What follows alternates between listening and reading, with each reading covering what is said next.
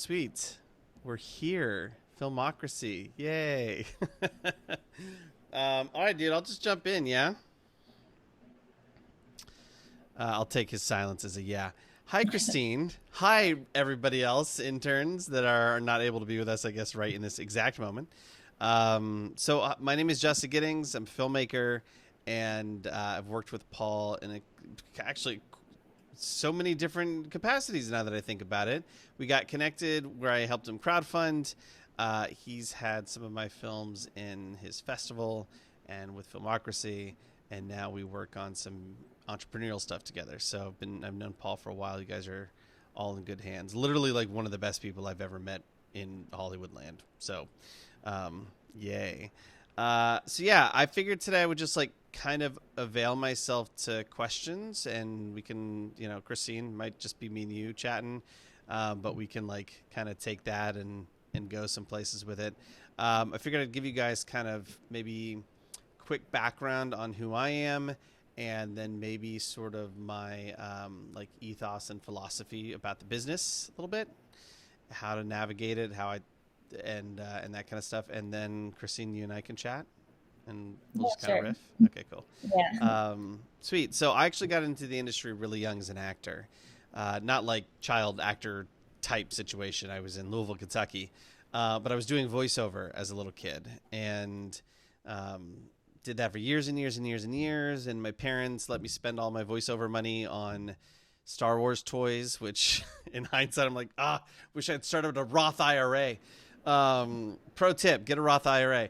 Like did that for all through, went to performing arts high school, used to be a dancer, went to acting conservatory, got a BFA, moved to LA. I expected to be on a show by that September. That's not how it works. And just kind of, started building the career out in LA. And after a while, the acting career started to take off. I started getting into some bigger and bigger things. And the big sort of like shift for me, though, was I always felt like I was waiting on permission to be creative from other people. And especially as an actor, where it's like you got to have 10 people say yes before you get to do your thing. And it's a real number, too. If you break it down to like casting assistant person who decides to submit you all the way up to the studio head signing off and you being on, there's like 10, 12 people that got to say yes. And so I was on a show, and the show got canceled. And I turned to my co-star. I was like, dude, we should write our own stuff. And funnily enough, at the time, I was like, I don't even want a writer credit because I'm a pure actor, man. And he was like, you're an idiot. You should have both the writing and the directing credit, which is what you're doing. So we co-wrote and co-directed this piece called This Is Normal. You could go to thisisnormalafilm.com, and that sort of launched our career as filmmakers. It did really well, went to a bunch of fests and won a bunch of stuff. And even to this day, despite looking back on it with like 7 more years of experience and going like, oh, I'd fix this and this and this, to this day, it's kind of gets us a lot of our jobs. But the other thing that happened is how we paid for this was through crowdfunding. So we ended up raising 34,000 for that, 60 something thousand for the second film, which was a big sci-fi called Outpost. You can watch that at outpostthefilm.com. And so ended up raising about 100K for these 2 projects, and that launched this whole thing where I have been known as the Kickstarter guy, coaching filmmakers to raise funds on crowdfunding for the last 6-ish years. About 8 million raised and 200 clients with a pretty high success rate. And I'm not going to like talk a ton about the whole entrepreneurial piece of that. The only reason I bring it up, though, was because it has continued to cement this idea that like you do not have to wait for the gatekeepers to give you access to this industry. You can absolutely greenlight yourself. If you are not, again, all of you have different things, Christine. I think like you're looking into public relations and stuff. So, some of you may not even be in the filmmaking space, but like if anybody anywhere ever tells you that you have to follow any sort of set path, they're particularly in the industry, they're just full of shit because there is no set path. The set path is a combination of longevity, just being here a long time. I was on a show at Fox once, and the star was like, at 10 years, LA gives you the key to the city. So like people move here and think, oh, in 2 years I'll have a career, and it happens to some people sometimes. Uh, but it took me 2 years to figure out the highway system, like let alone freaking like building an empire. Um, so it just so like staying in it because you love it, loving it for the process and not the result of fame or riches or something like that. Um, uh, Tenacity, just like the toughness and the grit of having to deal with an industry that is particularly unfriendly in general, unfriendly in general, and then particularly unfriendly to anybody not a straight white man. And so you just got to have some thick skin and some toughness there, and then of course hard work and luck. So busting your ass, making those, greenlighting yourself, doing the work of making the things and connecting to the people, not waiting for permission, not waiting for the phone to ring, and then just random opportunities coming along. So much of what, I mean, even Paul's and my relationship, I'm doing Kickstarter guy. He needed some crowdfunding services. We did that. And then, the fact that that happened was somewhat lucky. And with most clients, it's like, great, you've raised your tens of thousands. Congratulations. We'll keep basically in touch sometimes. With Paul and I, was like, okay, or we can just like have this ongoing, continuing relationship that builds. Now it's more than professional. Now it's personal, right? So, and that's just being in the right place at the right time. There's a saying that I think people overlook, which is luck is preparation meets opportunity. And I think it would be beneficial for all of you, particularly since a lot of you are kind of earlier in your careers, to really think about that statement and not let it blow past as like a motivational poster speech, right? Like preparation, like have your shit together, be a hard worker, know what you want, know yourself, continue to explore your authentic self, find that voice. Because then when the opportunity comes along, you're ready, and now you get to take advantage of it. And that's really luck, not randomly I happen to know somebody or meet somebody. Because even when those things happen, if you're not prepared, it won't matter. So I'm a big believer in making your own projects, greenlighting yourself. So I've made a lot of content. I would say four official films that I've made, 4 shorts. This is Normal, Outpost, Oh Sorry, and It's Okay. All of them have done really, really well at festivals and, won Best of Fest, that kind of stuff, and have continued to build our resume, my partners and I. I've done a couple of pilots. I've done a couple of shorts that, like I did like a concept short for a zombie feature film. So I've done like other directing content, some branded content. And then we're in post on our first short, on our first feature, which is actually a really good story. So I'll tell that. And then we are in development for a, not in development, we're past development, we're in pre-production really, for a multi-million dollar feature to be shot next year in my hometown, crazy enough, of Louisville, Kentucky. All comes back around. And I will talk about those 2 things. Paul, I feel like I'm on point, right? Like I'm trying to focus on like, here are the milestones that I feel have affected the career. Yeah. Okay. Yep. Okay, great. So these 2 features are really interesting to work backwards from. The first one was, my partner is a professor at Michigan State University for film. And we were going to shoot a short film over like, when was this? Like early spring, like a spring break thing maybe. And COVID. So that got canceled because the school didn't want people in a room together. And my partner was like, dude, I've had this idea for a feature. What if we just shot it? Like, what if we just, like, in 2 weeks, literally, this is 2 weeks out, I get a phone call saying, hey, do you want to shoot a feature film in 2 weeks?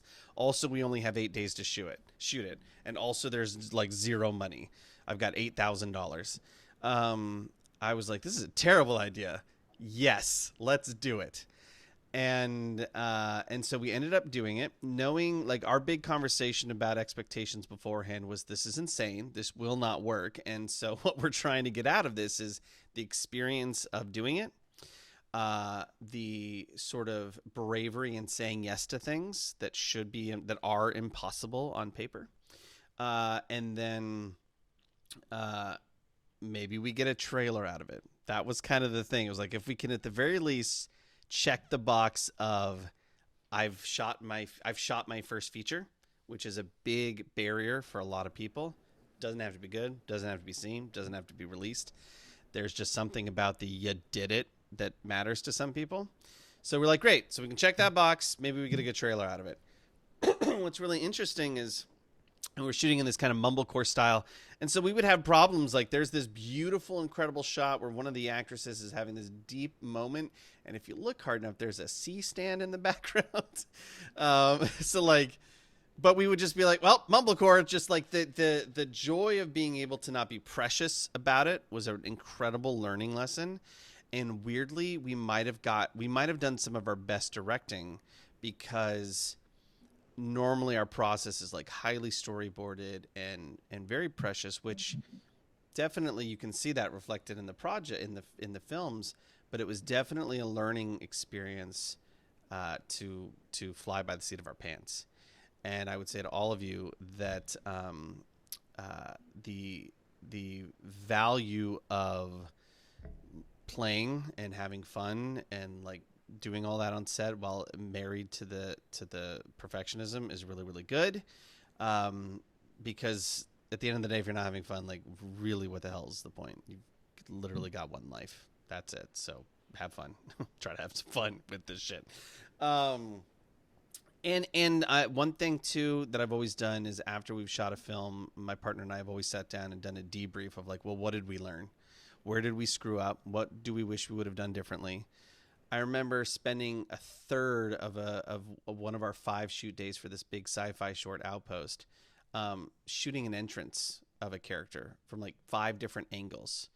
And on storyboards, it was because there were 5 different really cool pictures of the space. We built our own custom sets, right? So it was like, we'll get this overhead thing, we'll get this side thing, and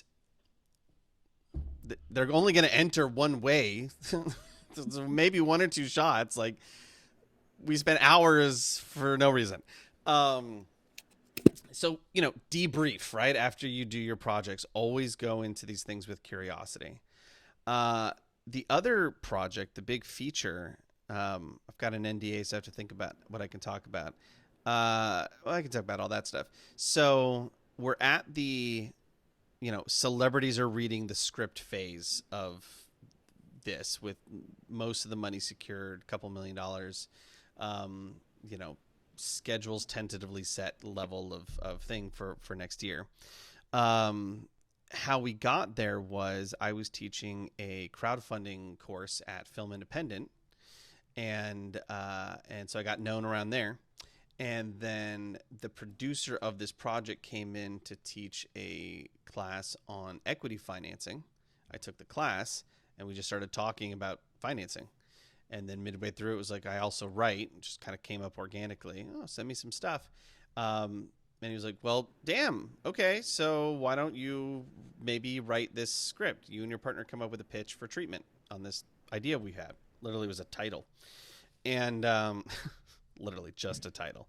And we went in and pitched it, and we booked the gig, and we took forever to write the script. Because they didn't pay very much, and that was the deal. It was like, we'll get it to you when we get it to you for no money. Okay, a couple $1,000 or something like that. And so we got that done. Then they decided to attach us as directors, and we've just kind of been in process since there. And the reason I bring that up, I think, is because that goes back to that hard work meets opportunity as how you develop this luck. Like having some expansiveness outside of the industry, having some experience doing what is now becoming a very important piece of the indie filmmaking process, which is crowdfunding, being more than just, oh my God, please let me make a film, please, energy, allowed me to have a conversation that organically led to something. So I had scripts ready to go, always be writing, always be creating, and know that at some point somebody might say, hey, I'd like to see it. And you want it to be not finished and done. That's not a good sign. but you want at least a couple drafts in to where like I would say it is finished enough to show people. Kind of the idea. Um, all right, I've got one sort of like philosophical piece. I think I thought I'd share, as it's always really kept me grounded, and then we can maybe get into some questions and talking. Um, so my big philosophy about art in general, but definitely with film, is that we have this kind of almost sacred responsibility of being the shamans for the human race. So in shamanistic religions, in tribes still that have shamanism and that kind of stuff, the idea is generally that there's an individual or individuals whose job is to kind of live on the outset of the village, and while the hunters hunt and the gatherers gather, keep life going, they've designated somebody to go away and create transcendent experiences for the rest of the tribe. So it's like, I'm going to go hunt antelope. You're going to attend to the fields.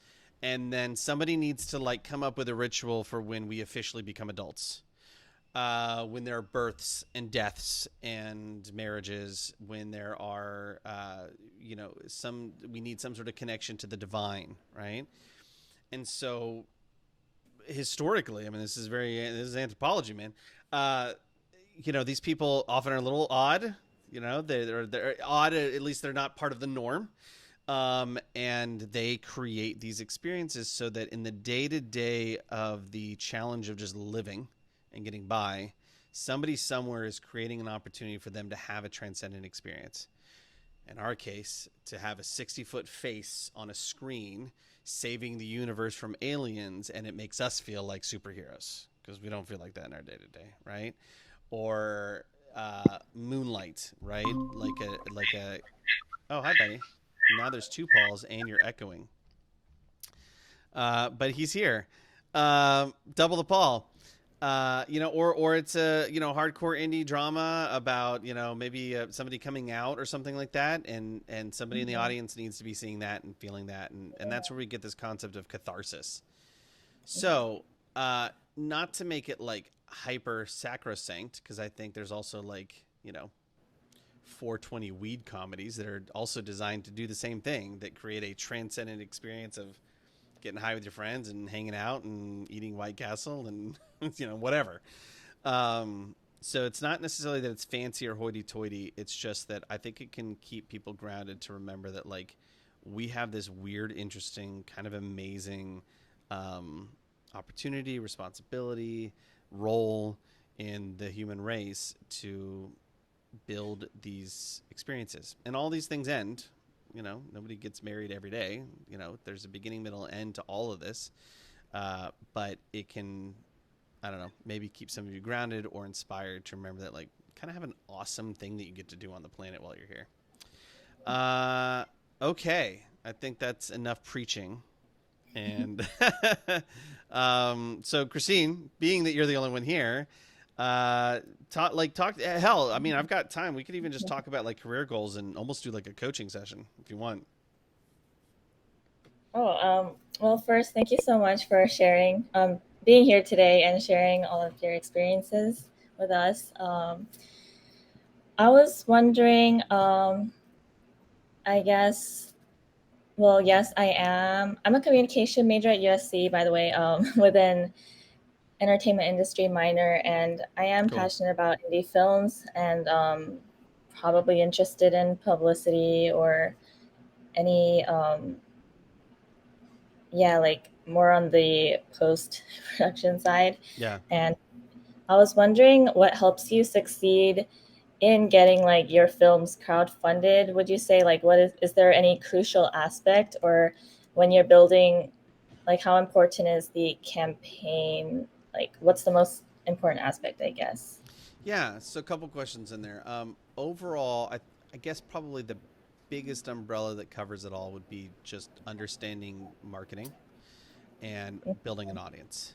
So I say joke, but it's not a joke. I'll often say it like a seminar or something like that. The moment I have a pretty solid, idea, even like so let's say I've started writing a script, I'll create like a Facebook page, Twitter profile, like an Instagram account. Like I literally start building the audience for that film before the film is written.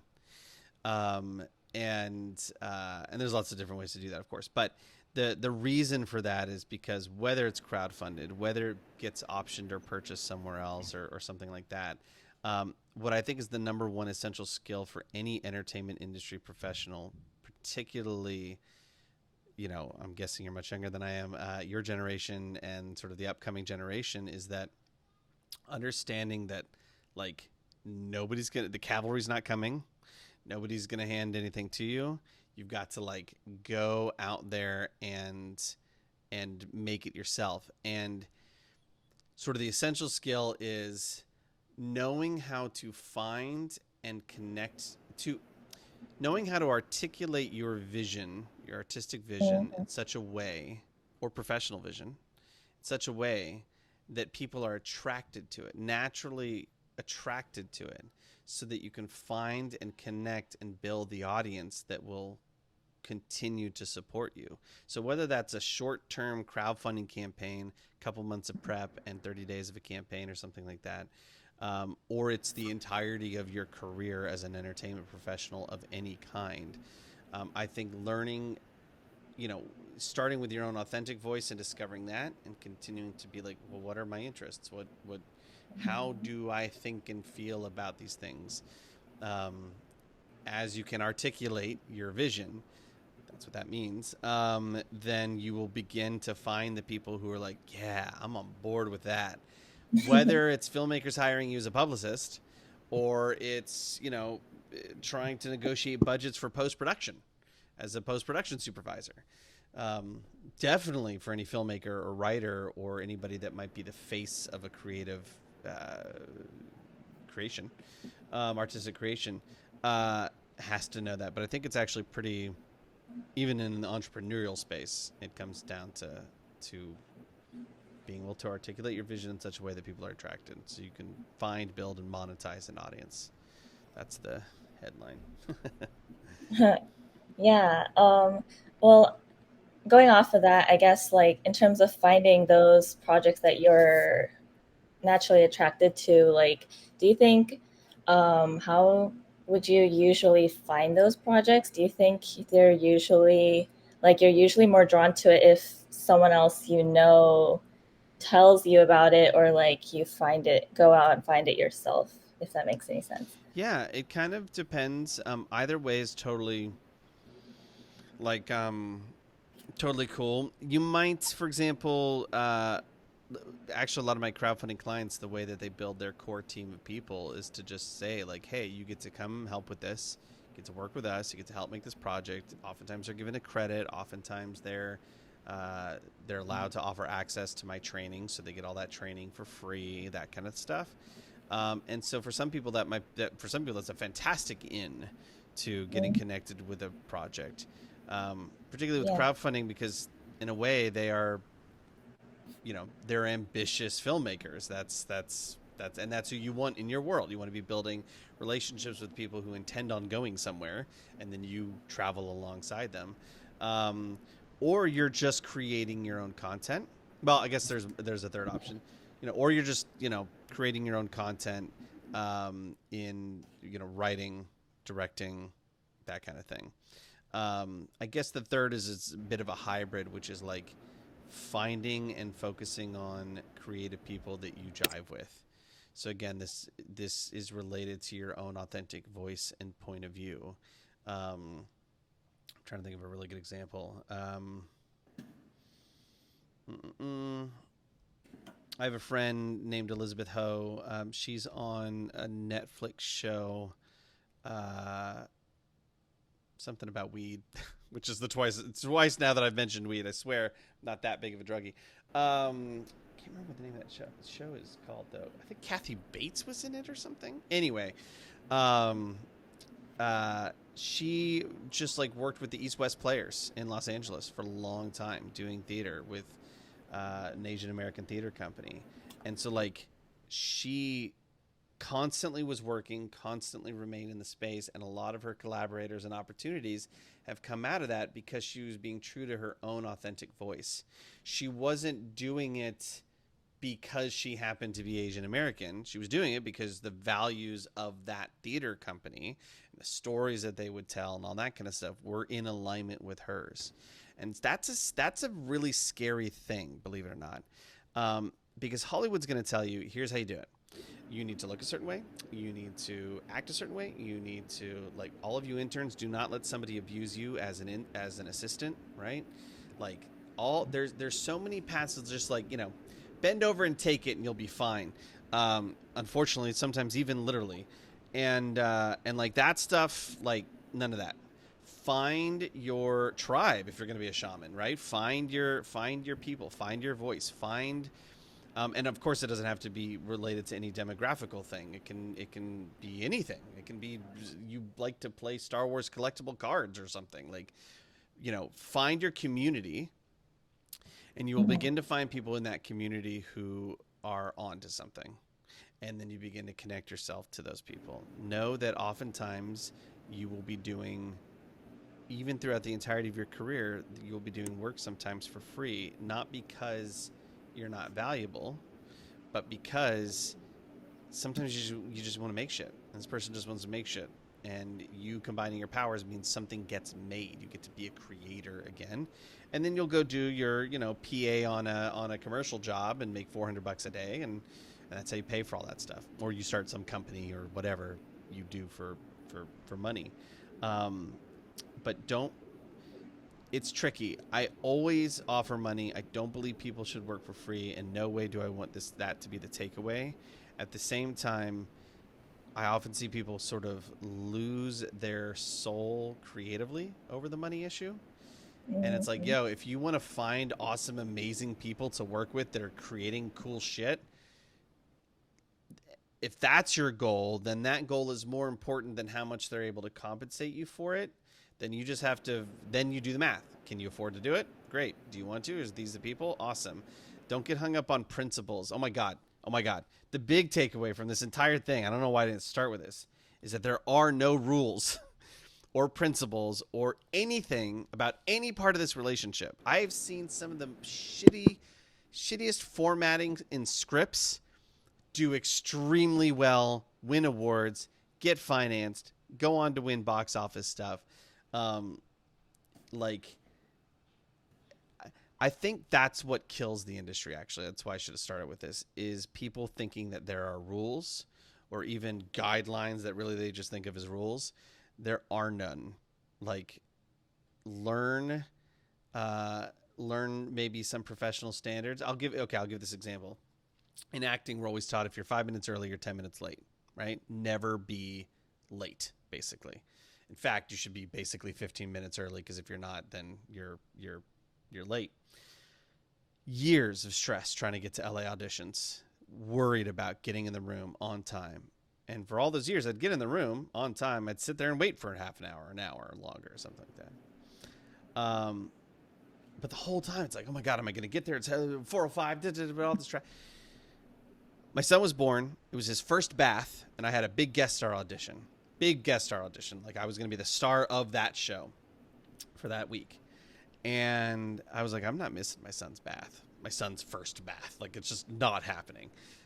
Poor timing. I can't remember how that even ended up happening, but sometimes you just get a call the next day and it's like, you got to go in an hour or something. I was like, I'm not missing it. F that noise. So I showed up 45 minutes late. Nobody gave a shit, and I booked it. Then for the next year, I realized it finally clicked. Oh my God, I've been hearing 5 minutes early means you're 10 minutes late since I was in high school. Doesn't matter. Like, show up, do your job, be awesome, be relaxed. Like, yes, try to be on time, be professional. Generally speaking, that's a good guideline.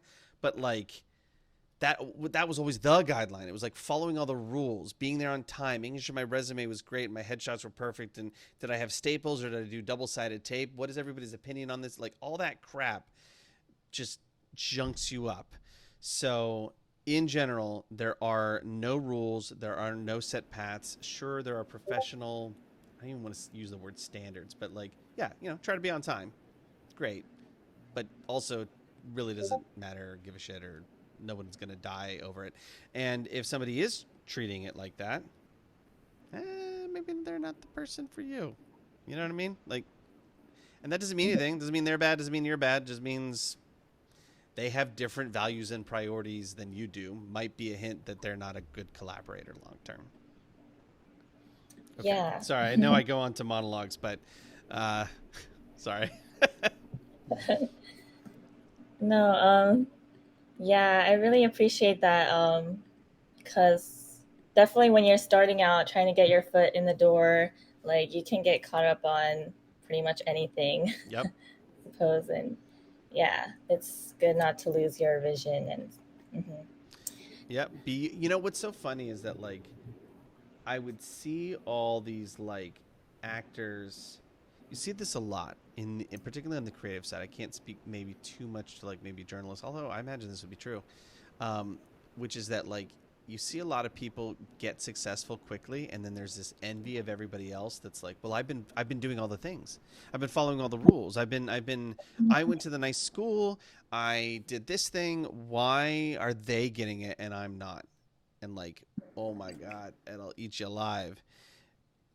And oftentimes it's the people that are getting it is because they kind of don't give a shit, which makes all the rest of us really, really mad because we're the rule followers. And I was told if I was 5 minutes early and 10 minutes late, I'd be fine.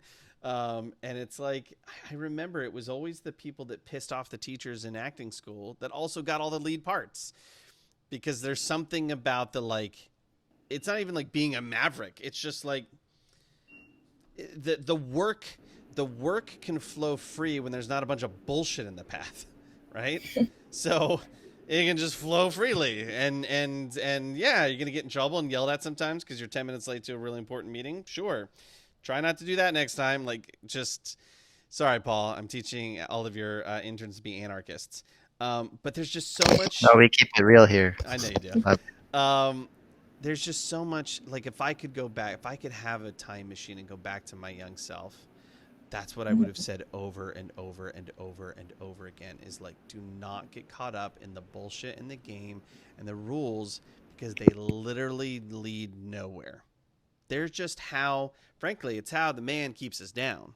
It's how everybody keeps everybody controlled. It's how the gatekeepers can keep the gate closed. The gatekeepers say, okay, we need to make a bunch of projects. They need to get in Sundance. And if they do that, we might take a meeting. It's like, fuck the gatekeepers. Go make your own shit, and then you can get on LinkedIn right now and find the contact information for almost every single studio executive, and able to email them directly. Hey, I made some shit. I'm really proud of it, and here it is. Like, you don't have to like build this career ahead of you. I mean, I wish I could even say that to my younger filmmaker self 7 years ago. So, yeah, that's the big thing. Imagine me in a time machine stepping out of some portal into 2020, from 2035, and saying, hey, there are no rules at all or set paths. And it changes every 2 to 5 years because distribution changes. We have streaming now. COVID happens. Like, literally, even if there were rules, they will change soon. So, like, just don't focus on the freaking rules. Get your vision. Go for it. Be a decent human being that's moderately professional, and just do it. Nike is paying for this session, by the way. We have like 7 minutes left before I got to hop on a coaching call. Anything else? I guess to close it off, since you're an independent filmmaker as well as a crowdfunding coach, like, is there one you enjoy more than the other, or? Oh, sure. Independent filmmaking is super fun. No, coaching is great because I get to meet a bunch of ambitious filmmakers all the live long day. So I do recommend for day jobs, find stuff that, like, if you can find a day job that you enjoy doing and or that you're good at that also keeps you connected to the industry in some capacity, that's great for your career. But no, it's definitely there to, and I love doing it, but it's, I can be on set all night, literally 21 hours. This has happened 21 hours into my day overnight and be the happiest I am ever in my existence, except for with my kids and wife when we're hanging out. But, um, yeah, like it's not work to me. Um, so yeah, I'd love to do that all the live long day. Yeah. Paul, being that I got to hop off, were there any like closing comments you'd either like to make yourself or for me to make? No, I think you covered it pretty well. Um, yeah, I guess maybe one last thing of like one piece of the most actionable advice as these people Yeah. start looking at jobs and want to launch their careers. I think people would love to hear your thoughts on that. This is kind of woo woo, but anything I'd usually say is probably stuff you've heard before in some way, some professor or something like that, or just be always be writing, even the no rules thing. I think if you sat with yourself and really thought about your values as a human being, what you care about. Now, this will change, by the way. You'll have kids, and all of a sudden everything's different, or you won't, whatever. Um, but thinking about like, what do I actually care about this world? What do I want to contribute? Not where do I want to be in 10 years? It's like, what is actually important to me? Start with who are the important artists that you follow. Who's making the films you care about. Robert Zemeckis didn't give two shits about all the French New Wave, but that's why he's not making those films. He's making Back to the Future, right? So like, think about what inspires you. Think about who you are and what your values are, because the more you know yourself, which is hard when you're young, because you're at the beginning, so you're learning a lot of shit too, and you don't have a lot of baggage and cynicism either. But the more you can know yourself enough that your own values are your guiding star. So it's not even following your heart. It's like, what do you care about in this world and would like to contribute to in this world? Because then when you get a job offer, it goes through the filter of like, is this in alignment with my values? Is this, just is this what I, or does it get me to my values? Even like, you're going to have tons of stepping stone stuff. And also doesn't have to be precious. It doesn't have to be like, well, I haven't landed at the nonprofit that saves children from Ethiopian mines yet, so I can't do anything. It's like, okay, start with like production intern at a documentary house though, so that one day you can make the big giant film about the whatever, right? So, but I think if not, I guess again, not end goals, but process wise, like how you want your day to go, literally day by day, how you want your life to look. What are those values that like are not non-negotiable at this point in your life? I'm not going to do racist comedies. I'll never be in blackface. Like, there's easy ones. Now dial back a little bit and figure out what those are, and those will always be the guiding star for you guys. No matter what your family says, no matter what the industry tells you, you'll always know this is who I am, at least right now, and what I care about, and this opportunity, job, person, relationship, decision goes through that filter, and then you learn how to really listen to your heart. Also, read Yeah, The that's Alchemist and The War of Art. Those two books. One is very woo-woo, but good spiritual, how to find yourself and listen to yourself. And then the second one is how to like just deal with the fact being resilient in this industry. So, The Alchemist by Paulo Coelho and The War of Art by Stephen Pressfield. Yay! Yeah, that was very woo woo. Yeah, I Thanks for know, nothing. right? I know, but honestly, like all the other stuff, it's like it's all practical advice.